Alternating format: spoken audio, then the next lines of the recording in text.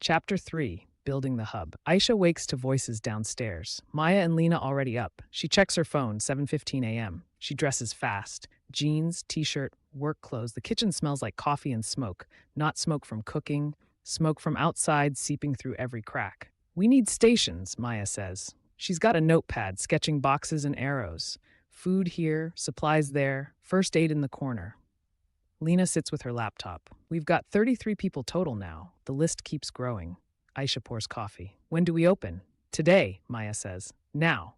We're not ready. We'll never be ready. People need help now. Zoe appears in the doorway. Hair wild, eyes alert. I'm printing posters at 9. Need help? I'll come, Aisha says. Maya taps her notepad. Okay, here's the plan. We set up stations for food, supplies, and first aid. I handle food distribution. Lena organizes supply logistics. Zoe works on signs and posters to guide people. Isha, you coordinate everything. Me? You're good with people. You ask the right questions. Isha doesn't argue. She drinks her coffee and thinks about Mrs. Chen. About Beth's sister. About the mother with oxygen tanks. Let's move the furniture first, Lena says. They start rearranging. The couch goes against the wall. The coffee table moves to the garage. Dining chairs stack in the corner. Aisha grabs one end of the dining table. Maya takes the other. They shuffle it sideways, creating space in the center of the room. Here? Aisha asks. Perfect.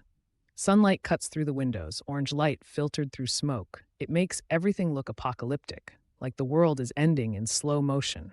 But they're not ending. They're building. Maya tapes paper signs to the table, food distribution. Her handwriting is bold, confident. Lena sets up her laptop station at the other end, intake and coordination. She tests her internet connection, strong signal. Zoe grabs markers and poster board.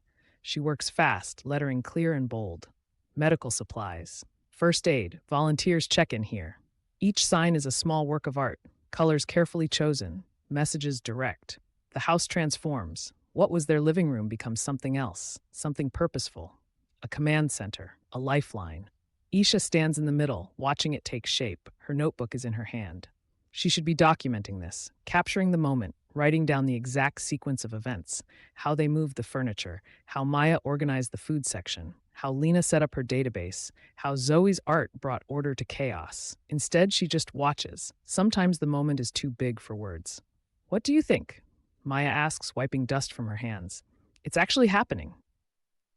Yeah. People are really going to come here. To our house. They better. Maya wipes sweat from her forehead. Otherwise, we moved all this furniture for nothing. Aisha laughs. It feels good. Breaks the tension. Zoe finishes a sign and holds it up. Vibrant colors, clear message. Community Aid Hub, we're here to help. That's perfect, Aisha says. They hang it in the front window, facing the street, visible to anyone driving by. The clock reads 8:30. An hour and a half until opening. We should open at 10. Lena suggests. Gives us time to organize supplies. Maya nods. Isha and Zoe, get those posters up. Lena and I will sort what we have. Isha grabs her keys. Zoe follows with poster designs. The print shop is quiet. The owner, an older man with kind eyes, looks at Zoe's designs. Community Aid Hub? We're organizing help for people who can't evacuate, Zoe explains. How many you need? 50? He doesn't charge them. Consider it a donation. While the copies run, Aisha checks her phone. 3 new messages from people requesting help. She adds them to Lena's spreadsheet. They leave with warm posters and a box of donated tape. First stop, grocery store. Beth is working checkout again. She spots them and waves. We're opening today, Aisha says, handing her a poster. Can we put one up? Bulletin board's right there. Beth studies the poster. This is real? You're really doing this? Starting at 10. Beth's eyes water. My sister got your information. She cried. She thought nobody cared. Aisha's throat tightens. We care. They hit 6 more locations. Post office, library, hardware store, coffee shop, gas station, community center. Sharon Martinez is at the community center coordinating volunteers. She sees the poster and smiles. You girls move fast. We're trying, Aisha says. Keep it up. We need more people like you. They drive back. It's 9:45. The house looks different from outside. Signs in the windows. The front door propped open. Inside, Maya and Lena have organized supplies into categories. Canned goods, pasta, rice, bottled water stacked in cases, medical supplies in labeled bins, Band-Aids, gauze, pain relievers, thermometers. Ready? Maya asks. Aisha looks around at her friends. At the makeshift hub they built in 2 hours. Ready. At 10 exactly, the first person arrives. Mrs. Chen comes slowly up the walk, 83 years old, gray hair and a neat bun, leaning on a cane. Aisha meets her at the door. Mrs. Chen, hello. You're the girls helping people. We are. Please, come in. Mrs. Chen enters carefully. She looks at the stations, the signs, the organized supplies. You did all this? We had help, Aisha says. What do you need today? I don't want to be a burden. You're not. That's why we're here. Mrs. Chen sits in one of the dining chairs they left out. I need groceries. Can't drive anymore. The bus isn't running. Lena types at her laptop. What items specifically? They make a list. Bread, milk, eggs, soup, tea. Nothing fancy, just essentials. We'll deliver this afternoon, Maya says. Is there anything else? Mrs. Chen hesitates. My medications, I'm running low. The pharmacy won't deliver. Aisha writes it down. Prescription? Yes, I have the information. We'll handle it. Mrs. Chen's hands shake a little. Thank you. I was so scared. Didn't know what I'd do. After she leaves, 3 more people arrive within 10 minutes. A young mother with 2 kids, an elderly man with a walker, a middle-aged woman who looks exhausted. The young mother has a toddler on her hip and a 4-year-old clutching her leg. Both kids are crying. I'm sorry, the mother says. They're scared. The smoke. It's okay, Aisha says. She crouches down to the 4-year-old's level. What's your name? Emma. Hi, Emma. Want to see something cool? Aisha shows her Zoe's colorful signs. The girl stops crying, distracted by the bright colors. The mother relaxes. I need diapers. The store's out. I checked 3 places. Maya adds it to the shopping list. Size? 3s. We'll find some. Give us your number. The elderly man leans heavily on his walker. His hands shake. He's alone, no one helping him inside. Aisha guides him to a chair. What can we do for you, sir? Windows, he says. Need boarding. Can't do it myself anymore. Where do you live? He gives an address 2 streets over. Zoe writes it down. My friend Jake has tools. I'll text him right now. Don't have money to pay him. You don't need money. We're all helping each other. His eyes water. He nods, can't speak. The exhausted woman stands apart from the others. Mid-40s, rumpled clothes, dark circles under her eyes. Aisha approaches gently. Can I help you? The woman starts talking. Can't seem to stop. Evacuated from Paradise 3 days ago. Fire burned her apartment. Staying with her sister's family, but there's no room. 5 people in a 2-bedroom house. She's sleeping on the couch. Ran out of her medications. Car's almost out of gas. No paycheck coming because her job burned down with the rest of the town. Aisha listens, takes notes, doesn't interrupt. Sometimes people just need someone to hear them, to acknowledge that their crisis is real. We'll help, Aisha says when the woman finishes. Give me your information.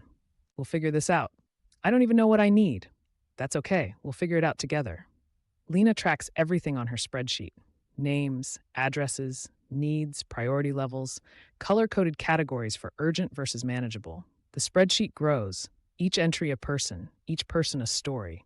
By noon, they've helped 8 people. The front door keeps opening. More faces, more needs. A man arrives with 2 boxes of canned goods. Saw your poster. Wanted to donate. Thank you so much, Maya says, taking the boxes. A teenage girl offers to volunteer. I can help pack supplies or whatever you need. Zoe puts her to work organizing the medical station. Robert shows up with his truck, ready for deliveries. Lena hands him a list with addresses. Mrs. Chen first, then these 3. The hub hums with activity. People coming and going. Supplies moving, lists updating.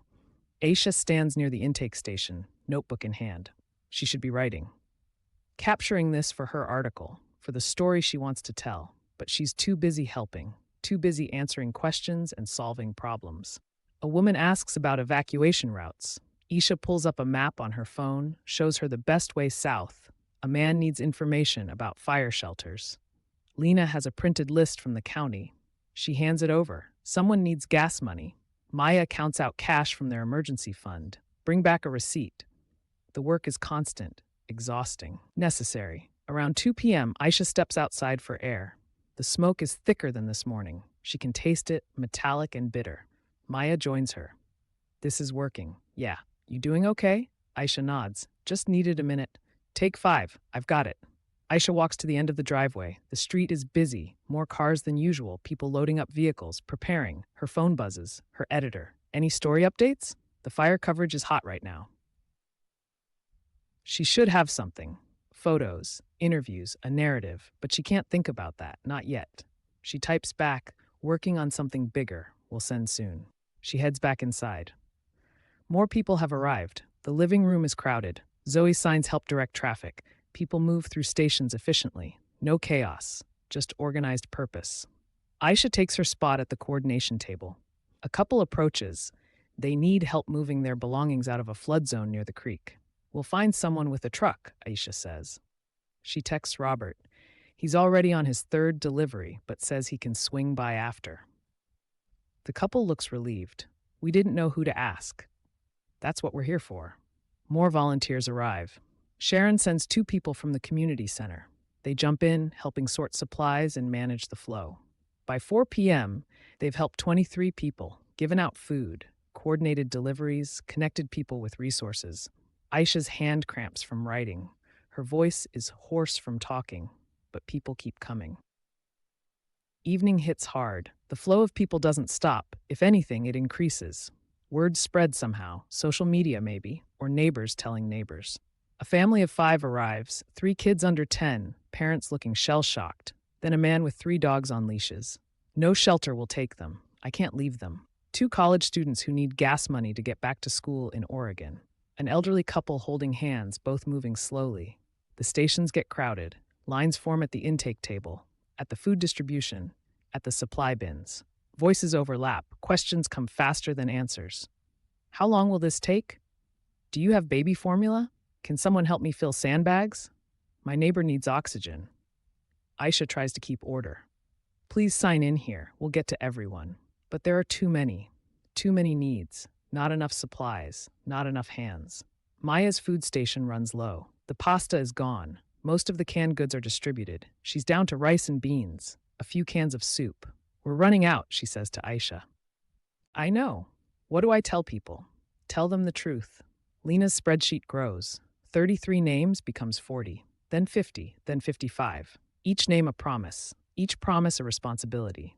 Zoe moves between stations, helping wherever she's needed, restocking supplies, directing traffic, answering questions, but even she looks overwhelmed. Her voice is strained, her movements slower. The house feels too small, too full, too loud. We need more volunteers, Aisha says to Maya. I know. And more supplies. I know. A woman raises her voice. I've been waiting 20 minutes. I'm sorry, Aisha says. We're working as fast as we can. This is a disaster. Maya steps in. Ma'am, we understand you're frustrated. We're doing our best with what we have. If you can give us just a few more minutes, forget it. The woman leaves. Aisha feels the failure like a punch. They're failing. Too much demand. Not enough resources. Lena pulls Maya and Aisha aside. We need structure, a better system. Like what? Maya asks. Appointments, time slots. We can't just have people showing up whenever. People need help when they need it, Maya argues, and we can't help anyone if we're drowning. Maya runs her hands through her hair. Okay, you're right. What do we do? Lena pulls out her laptop. I'll set up an online sign-up. Time slots every 15 minutes. We'll still take walk-ins, but prioritize scheduled appointments. That could work. Isha agrees. They implement it on the fly. Zoe makes a new sign, online scheduling available, with a QR code linking to Lena's form. The next person who arrives gets the explanation. We're transitioning to scheduled appointments to serve you better. He scans the code. This is smart. Thank you for understanding. Slowly, the chaos eases. Not completely, but enough. They divide people into groups based on needs. Urgent requests get immediate attention. Non-urgent requests go into the schedule. Maya coordinates volunteers to manage crowd flow. Zoe keeps making signs, urgent needs and scheduled appointments, and please be patient. By 7 p.m., the crowd thins. The last few people are helped. Supplies are nearly depleted. Aisha sits on the couch they pushed against the wall. Her feet hurt. Her head pounds. Lena closes her laptop. 62 people today. 62, Maya repeats. Zoe collapses next to Aisha. I'm dead. We all are, Aisha says. But despite the exhaustion, despite the challenges, something feels right. They helped 62 people, gave them food, supplies, hope. Robert returns from his last delivery. Got everything done. Mrs. Chen sends her thanks. Thank you, Robert, Maya says. He looks around at the transformed house. You girls are doing something special. Don't give up. After he leaves, the four of them sit in silence. The house is a mess, boxes everywhere, empty shelves, papers scattered. We need more supplies, Lena finally says. I'll post for donations tonight, Maya replies, and more volunteers. I'll put out another call. Asha pulls out her notebook. She's been documenting all day without realizing. Names, stories, moments, fragments of conversations, details she captured between helping people. Mrs. Chen's shaking hands, Beth's tears, the young mother's relief when they promised diapers, the elderly man with the walker who couldn't speak, the exhausted woman from Paradise who just needed someone to listen, to witness her loss. Emma, the 4-year-old, distracted by Zoe's colorful signs, Robert making his rounds with the truck, delivering hope in boxes, the teenage volunteer who showed up and just started working, the man with 3 dogs who refused to leave them behind. This is her story, the one she needs to write. Not just about a fire, not just about disaster, about people coming together. About community finding itself in crisis. About 62 people helped in one day by 4 housemates who decided staying mattered more than safety. We should eat, Zoe says. They order pizza. Eat at the one clear corner of the dining table. Too tired to cook. Aisha's phone buzzes. Her editor again. Status? She looks at her friends, at the hub they built, at the work they're doing. She types, "Give me 3 more days. I've got something important." You writing about this? Lena asks. I think so, if that's okay. Maya shrugs. Document it. People should know what communities can do. Aisha nods. She'll write it, but not yet. First, she needs to live it. They clean up as much as they can, push some furniture back, organize what supplies remain. Tomorrow they'll need more. More supplies, more volunteers, more structure. But tonight, they helped 62 people. That's something.